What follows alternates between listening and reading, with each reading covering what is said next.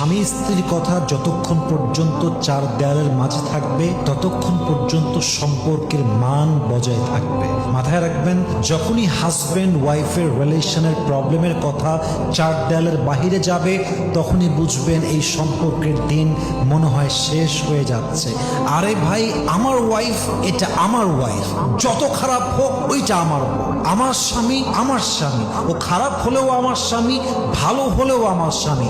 যত দ্বন্দ্ব হোক, যত মারামারি হোক, যত কাটাকাটি হোক, থার্ড পারসন আসতে পারবে না। আমাদের সম্পর্ক আমরা ঠিক রাখবো, আমাদের ঝগড়া আমরা সলিউশন বের করব। অতএব যেই হাজবেন্ড ওয়াইফের সম্পর্কে তাদের ইস্যু চার দেয়ালে থাকে সেই সম্পর্ক জান্নাত পর্যন্ত যায়।